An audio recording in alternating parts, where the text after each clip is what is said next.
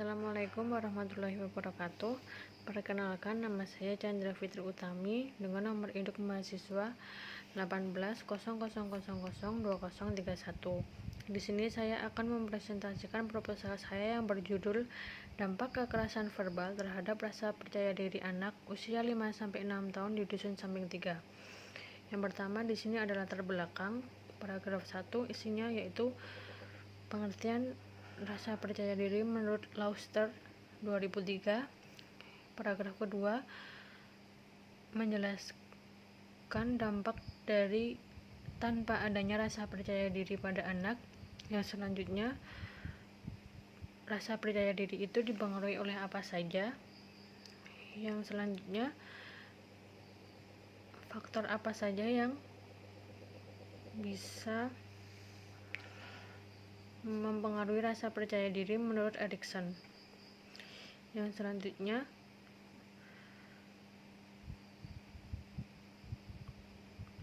dampak dari kekerasan verbal itu sendiri menurut Wirawan 2016. Yang selanjutnya, dampak dari kekerasan verbal menurut Imam Ghazali. Yang selanjutnya menjelaskan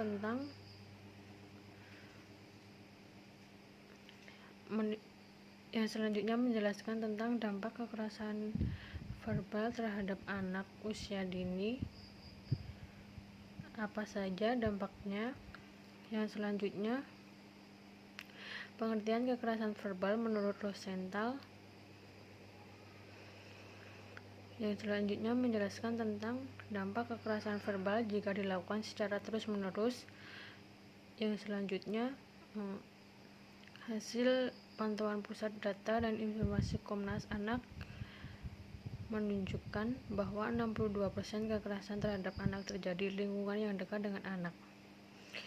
Yang selanjutnya ada identifikasi masalah yang isinya kekerasan verbal mempunyai dampak terhadap rasa percaya diri anak usia dini, usia 5-6 tahun di Dusun Samping 3.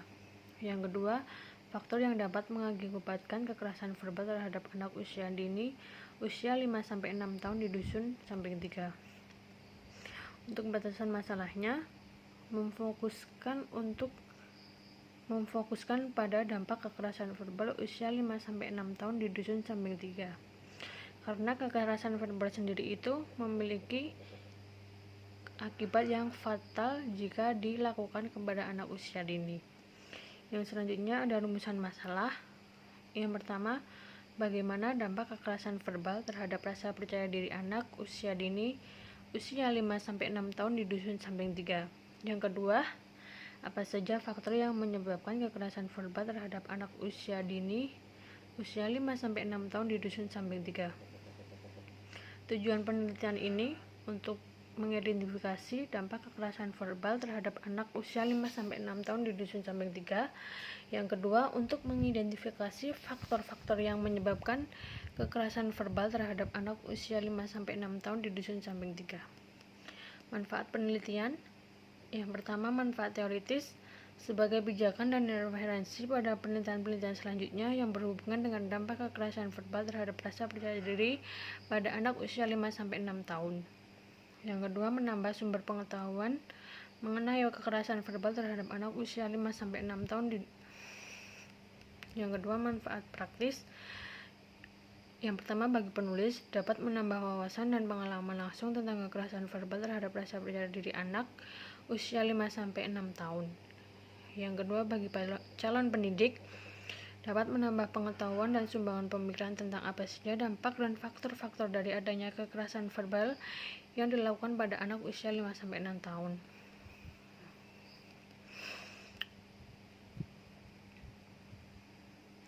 Untuk yang selanjutnya, penelitian yang relevan. Penelitian yang relevan telah dilakukan oleh Bonita Mahmud yang berjudul Kekerasan Verbal pada Anak. Hasil dari penelitian ini menunjukkan bahwa adanya dampak yang terjadi jika kekerasan verbal dilakukan terhadap anak usia dini. Penelitian ini juga menjelaskan ada beberapa faktor yang menjadi penyebab kekerasan verbal pada anak usia dini. Yang selanjutnya ada kerangka berpikir. Kerangka berpikir ini menjelaskan pengertian dari rasa percaya diri selanjutnya menjelaskan tentang faktor-faktor apa saja yang menyebabkan kekerasan verbal terhadap anak dan dampak apa saja yang terjadi jika kekerasan verbal dilakukan terhadap anak. Yang selanjutnya, pertanyaan penelitian yang pertama, bagaimana dampak kekerasan verbal yang dilakukan terhadap anak usia dini? Apa saja faktor-faktor yang menyebabkan terjadinya kekerasan verbal terhadap anak usia 5-6 tahun? Bagaimana cara mengurangi atau mencegah terjadinya kekerasan verbal terhadap anak usia 5-6 tahun?